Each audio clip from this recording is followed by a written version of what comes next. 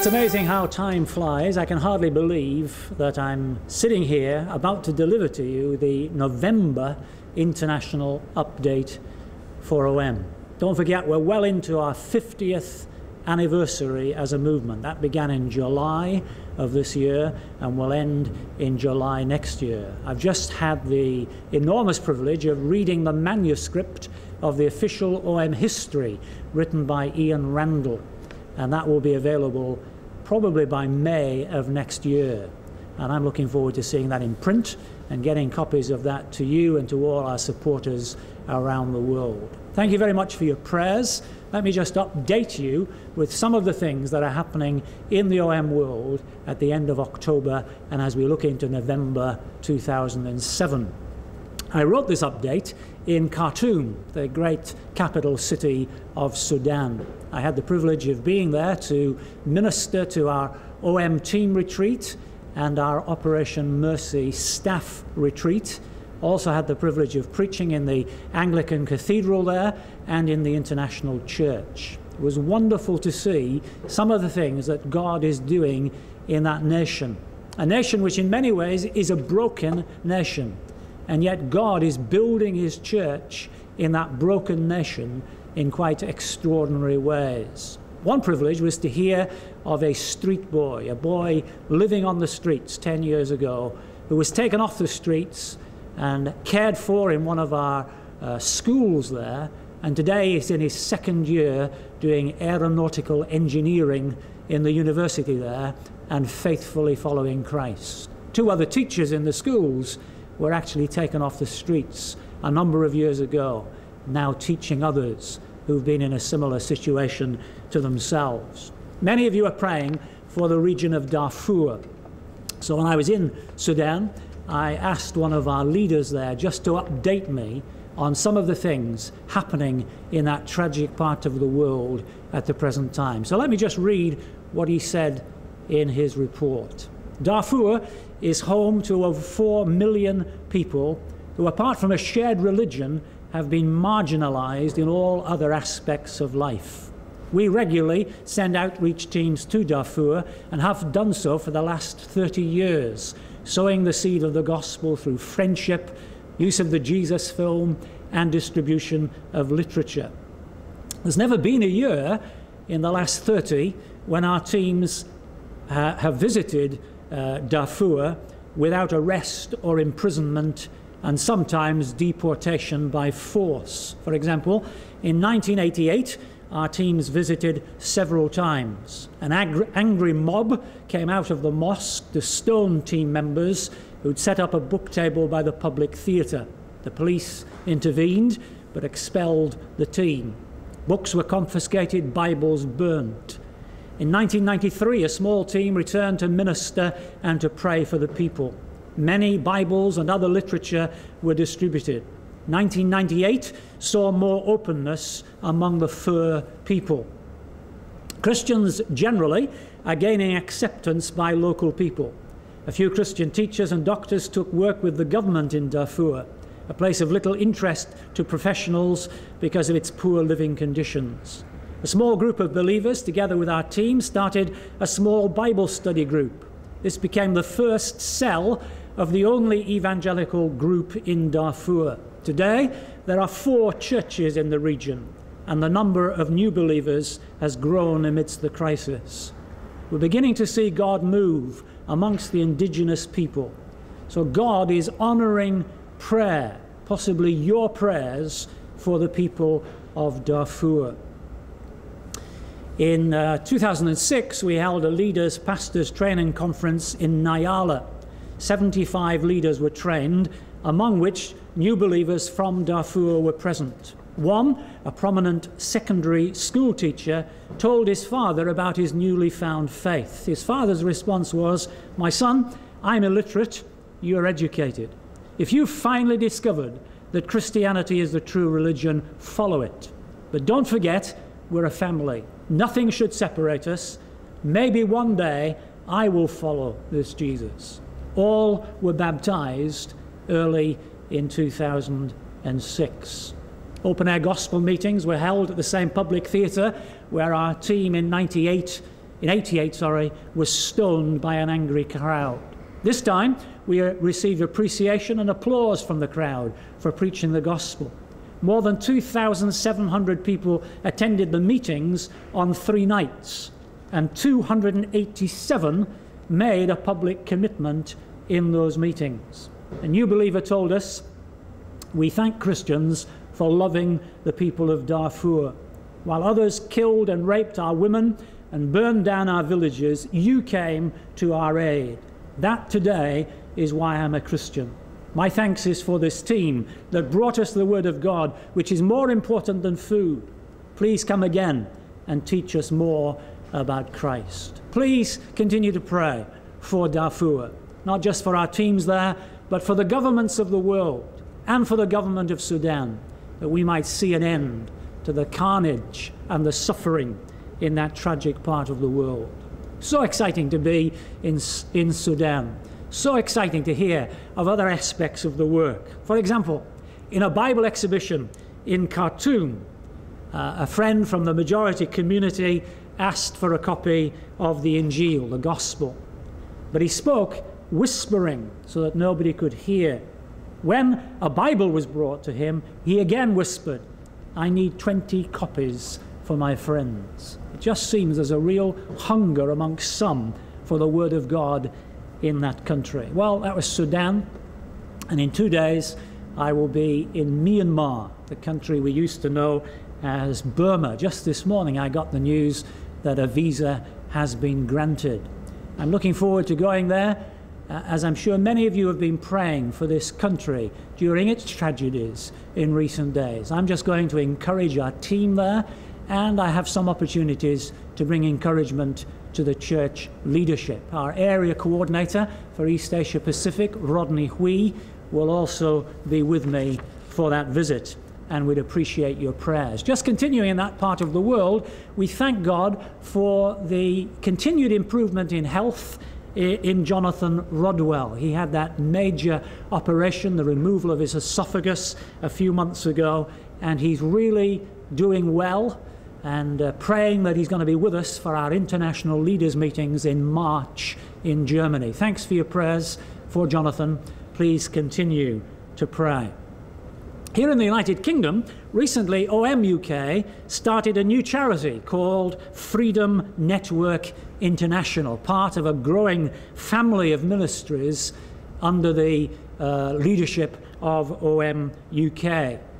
This is set up not exclusively to support the cause of the Dalits in India, though that will be a major concentration, but it's to support issues of human rights and justice, which is very much becoming a prominent issue for us in missions around the world. Gary Sloan, our UK director, said this: "As a movement, we've grappled for many years with the issue of mercy ministries and how these needed to move from the fringe of our ministry to an integral part of our mission.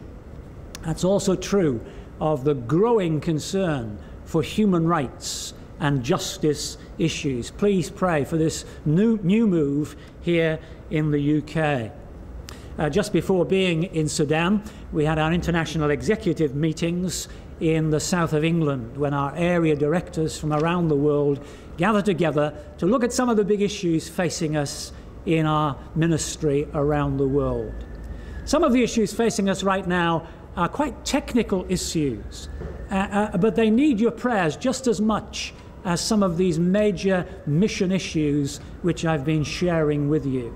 For example, over the next 18 months to 2 years, we need to look at the whole corporate governance of OM. How do we govern a mission working in 112 countries with such a huge amount or such a huge percentage of that ministry in the global south?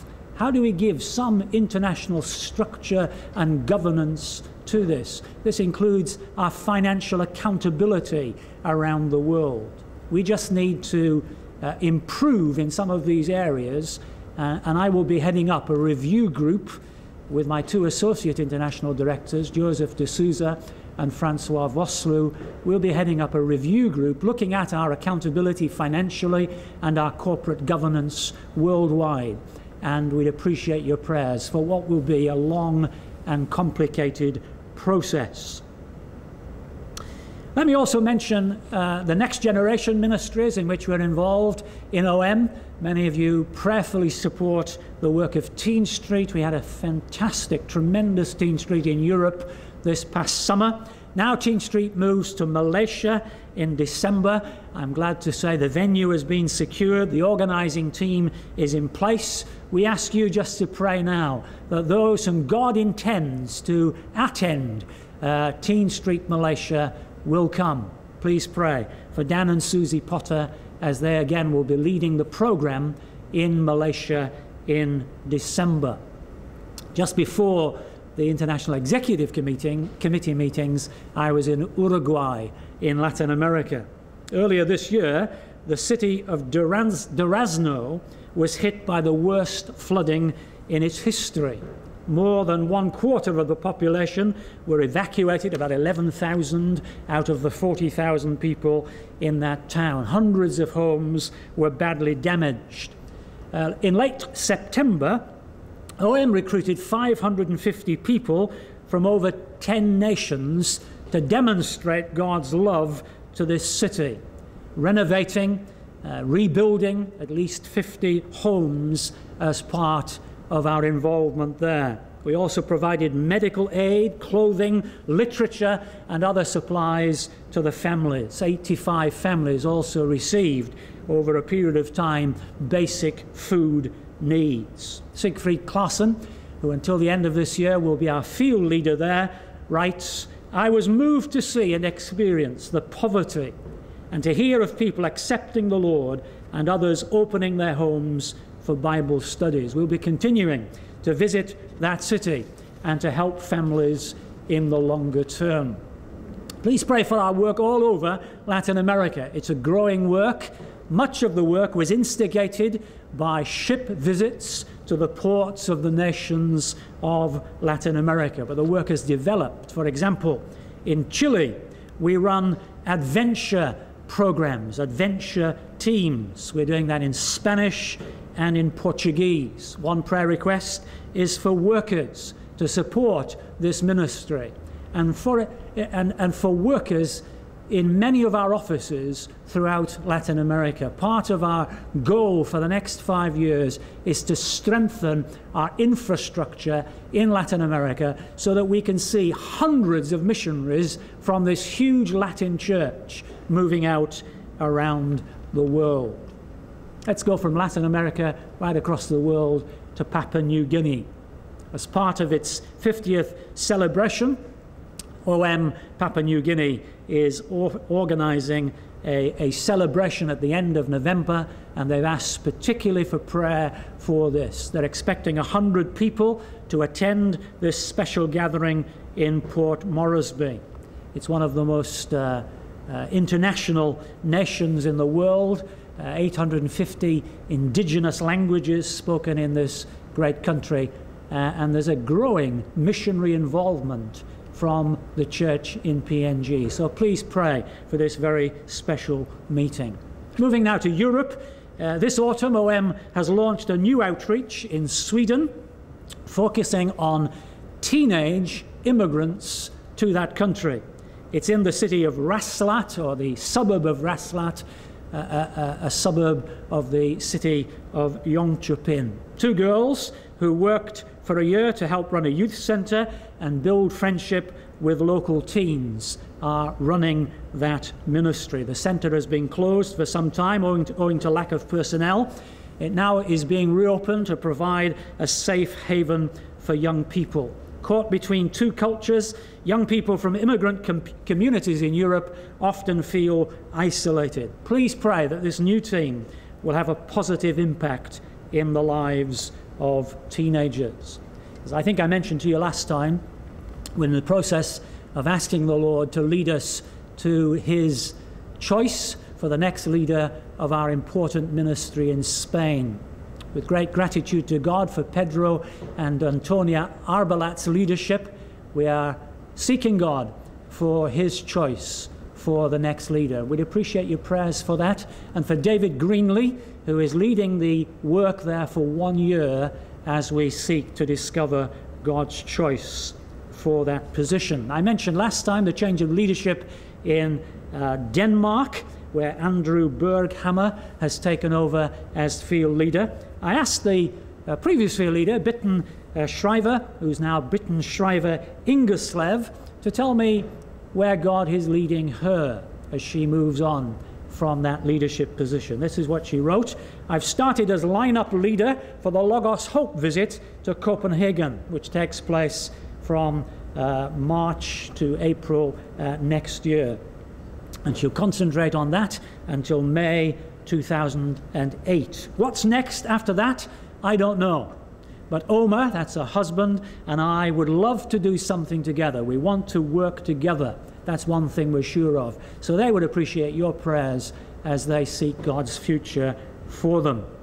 In Romania, preparations are underway for Bus for Life to visit at the end of November. This is a unique ministry developed by OM Finland to serve countries in Eastern Europe. This bus will spend up to 4 days in 5 different cities where local churches will work together with the team on the bus to share the gospel. Again, your prayers, please, for the preparations for that and for creative outreach ideas in those cities during the bus visit. A new European research centre has been established in the Redcliffe Bible College here in the UK. It's called Nova, and it began on the 1st of October. OM and 3 other groups are the main partners with the Redcliffe College in this development. The centre will look at trends throughout Europe, addressing issues relevant to the mission community. Again, if I can quote Gary Sloan, our UK director, he says, the European church is in decline. Europeans and their everyday concerns and challenges are changing. We need new ways of bridging the gap of relevance. We need extensive research on how to reconnect with Europeans and get that research into the hands of Christians working throughout the continent. Please pray for this new initiative. As you probably know, if you follow our ministry, Europe is one of our major targets in the next few years. We want to see the re-evangelization of this continent, along, of course, with the Christian church throughout the continent and many other Christian groups working here. Let me finally mention Slovakia, where we help local partners to equip a wood workshop with machines and tools. That's part of the ministry of Greater Europe. Located in one of the biggest Roma ghettos there in Slovakia. The workshop operates carpentry training courses. After graduating, 4 students recently found permanent jobs. Along with valuable skills, the course also teaches moral and Christian values and behavior to men from the Roma community. And the next course will start this month, the month of November. So we'd appreciate your prayers for that.